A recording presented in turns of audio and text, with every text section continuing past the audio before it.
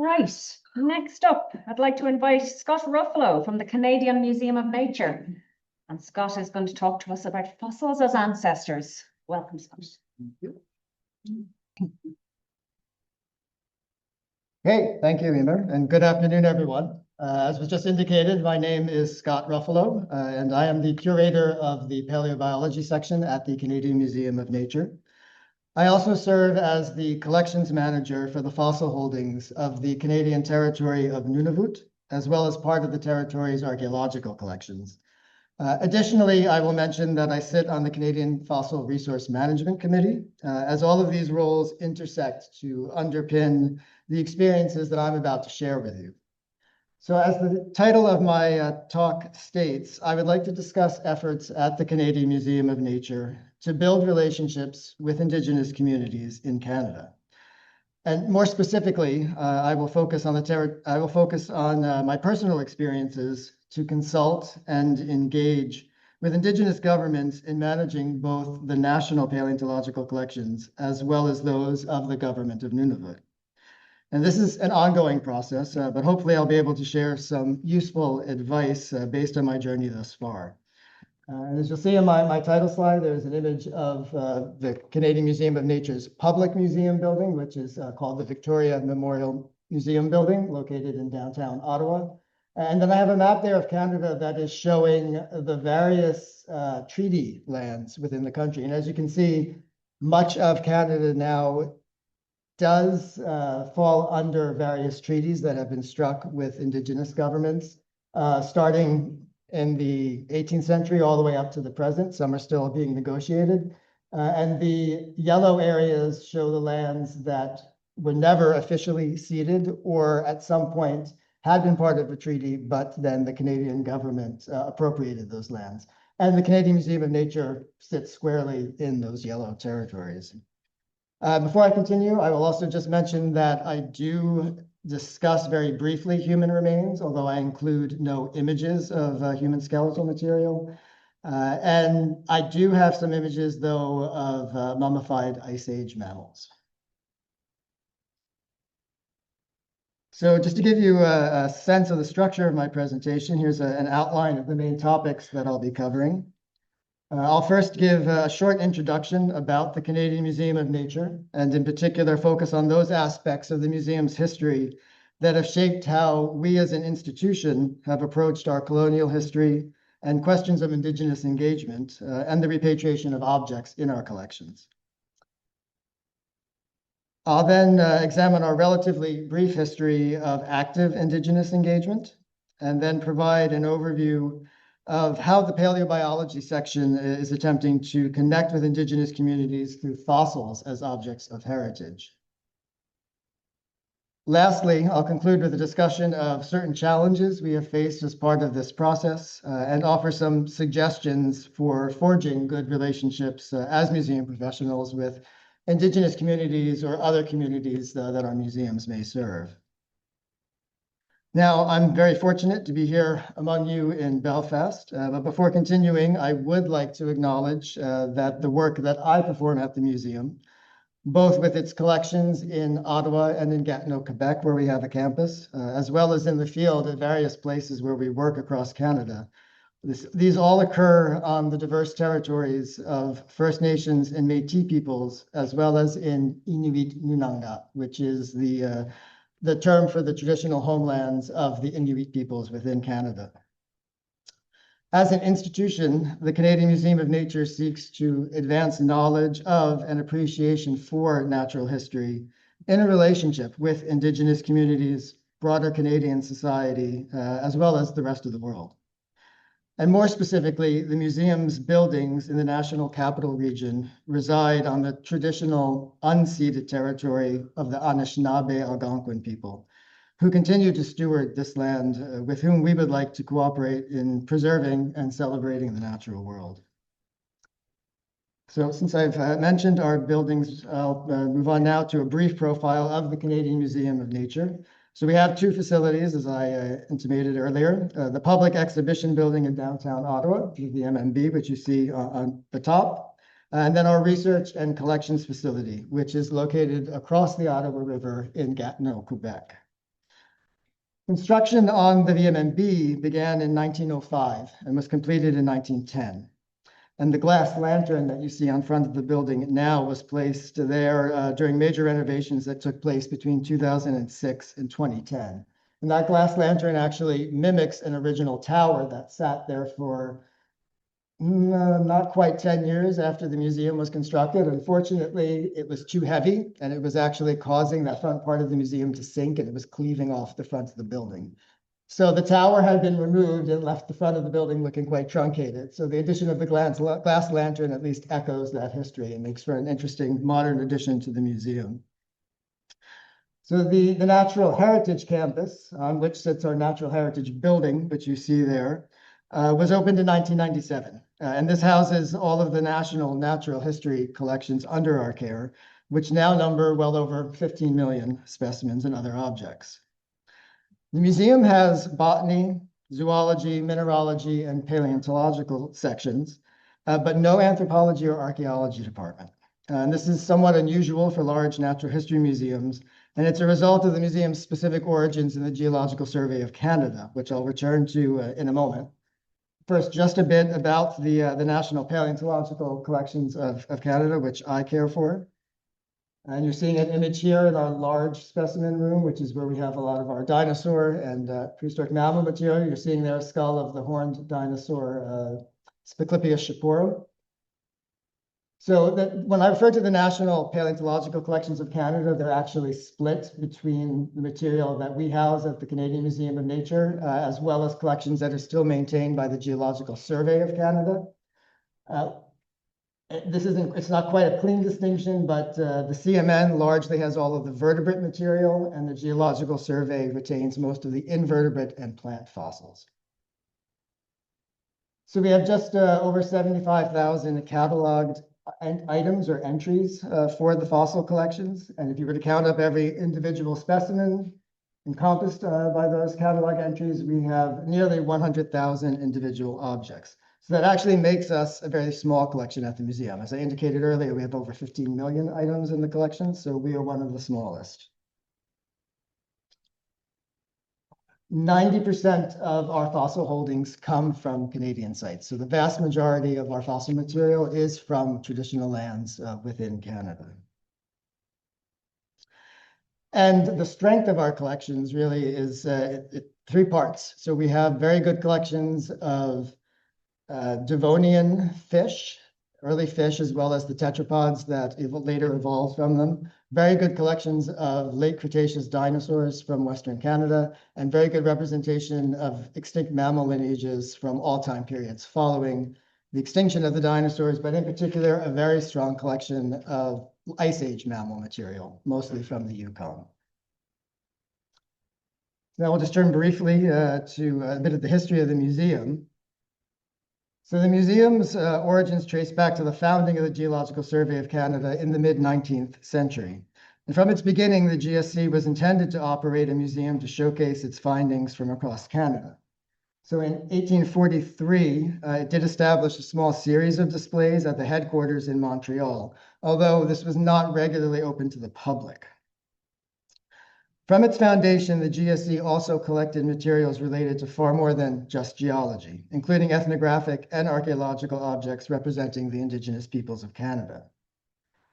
Anthropology eventually made its way into the Survey's museum, and the government of Canada, so after 1862, which was the development of the first anthropological exhibit, the government of Canada would officially expand the mandate of the GSC in 1877 to include archaeology officially.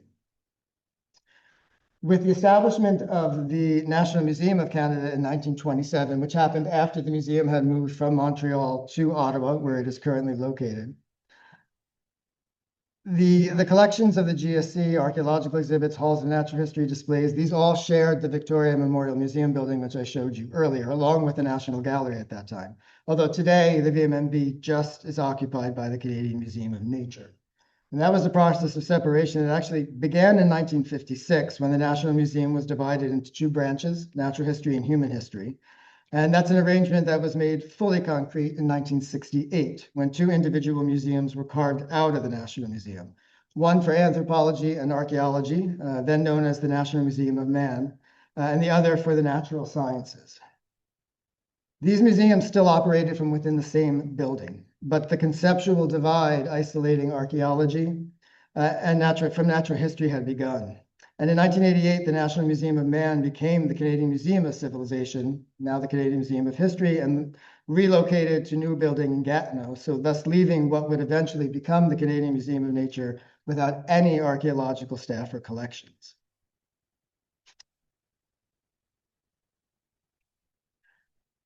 That is a situation that would change with the creation of the territory of Nunavut. And I've just got some important dates here in the division of that territory. It was cleaved out of the Northwest Territories. Discussion started in 1976. Eventually, it was approved that a new territory would be created for the Inuit of Eastern Canada. 1993, the Nunavut Land Claims Agreement Act and the Nunavut Act were passed, which officially marked the creation of the territory, although it wasn't formally established until 1999. And in 2001, the government fully came into operation.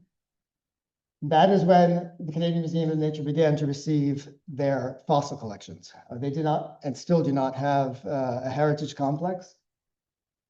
So the material that is now under my care from Nunavut includes many important fossils, and I'll just highlight here Tiktaalik, which is one you may have heard of. This is a Devonian age Sarcopterygian fish. It's a transitional form. It is clearly in the lineage, in the group of animals that would lead to the rise of the tetrapods, and it's now in all of the textbooks. It's quite a famous specimen. I'll just move through some of these quickly. So the museum at the same time decided to have a strong focus on the Arctic, as the Canadian government was at that time interested in consolidating sovereignty within the Canadian Arctic. So we have now, since 2014, become a major center of research for the Arctic in Canada. And we had a history long before that, dating back to the Canadian Arctic expedition of 1914. And we have now over 1 million Arctic specimens, which I believe makes us one of the largest natural history collections for material from the Arctic, if not the largest.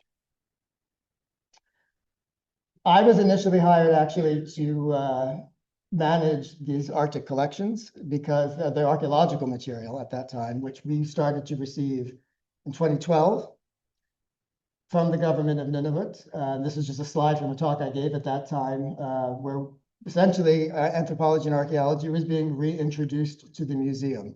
And this changed things for us. So the museum then had a strong focus on the Arctic and on people within the Arctic and their relationship with natural history. So these are just some scenes or some images from the Arctic Gallery that was opened in 2017, where we do include archaeological material, information about languages. There is a section on the paleontology of the Arctic, including the Arctic camel that you see there in Puila on the left, which is an early relative of modern seals.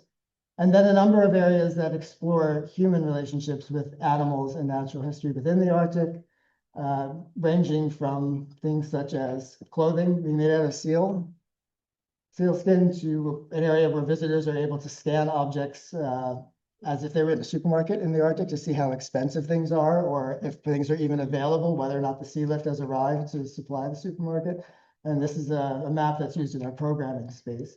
It also includes the Northern Voices Gallery, where we set up co-curation with an Indigenous representative to create exhibits related to the importance of natural history to Indigenous peoples, usually the Inuit. But this raised a lot of questions. How do we define natural history as an academic concept? How does the public conceptualize and experience natural heritage and our fossils as natural heritage of particular interest to Indigenous communities? How should relationships even be re-established with these Indigenous communities? Because we, having lost anthropology and archaeology in the 1990s, or before the 1990s, but in the 1990s, when this became a question that people were really dealing with in North America, the repatriation, particularly of archaeological material, the attitude of our museum seems to have been, we don't have archaeological collections. So repatriation is not an issue for us. But we've discovered that that is really not the case. And so through some of these connections we were beginning to make with the Inuit and the government of Nunavut, we began to focus as an institution on creating a way to interact and engage with Indigenous communities. So that includes the repatriation of human remains. We did not have collections of paleoanthropology or ethnography or anything like that. However, we discovered that we had items such as a human skull that had been collected in the 1950s for the lichens that were on it, found in the Arctic. We also had human material in some of our zooarchaeological collections that have been collected. Oh, I'm at my stop. Okay, sorry about that. Then, well, I guess I will just leave it at that and take some questions then.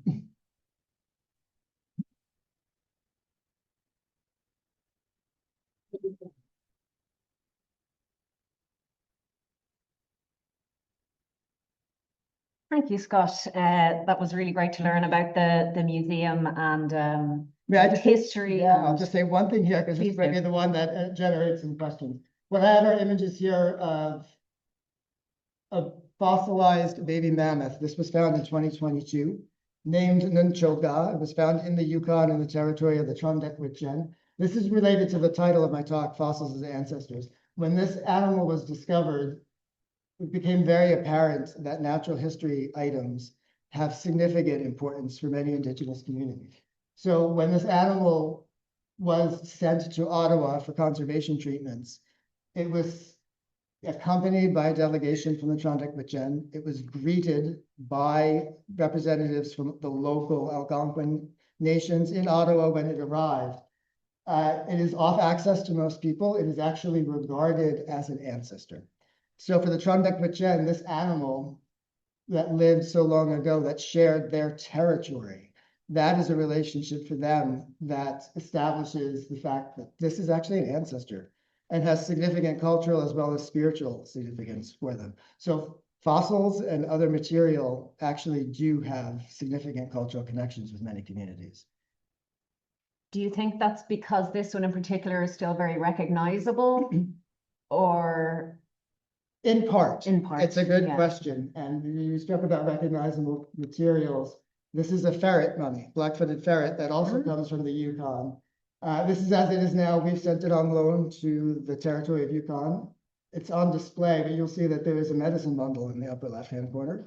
We sampled, their staff sampled this for isotopic studies and genetic analyses. And when that was done, the Trondhekwitchen requested that a ceremony be performed.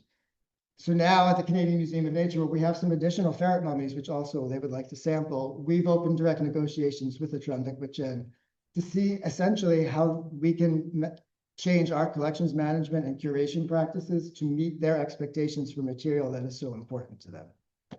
Fantastic. We probably have time for one question potentially, if anybody has one from the floor. At the back, please.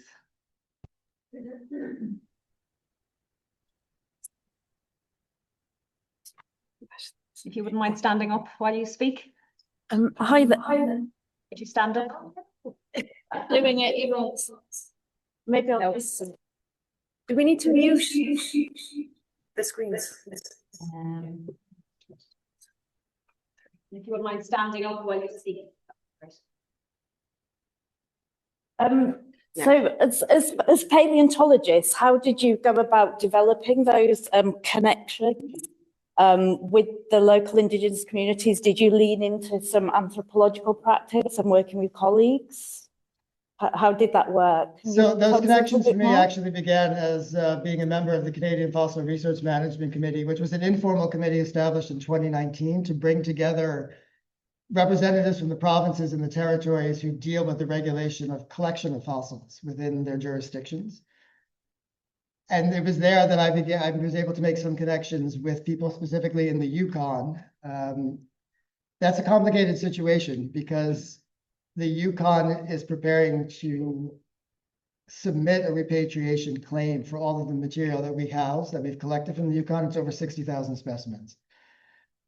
And so we're going to have to try and figure out how that works. You know, as a national museum, do we have the right to represent the natural history of the country? And if so, how do we do that in a way that's just and equitable with the First Nations that are represented? But initially, it was the Yukon government that was attempting this repatriation claim. And it's a very complicated issue.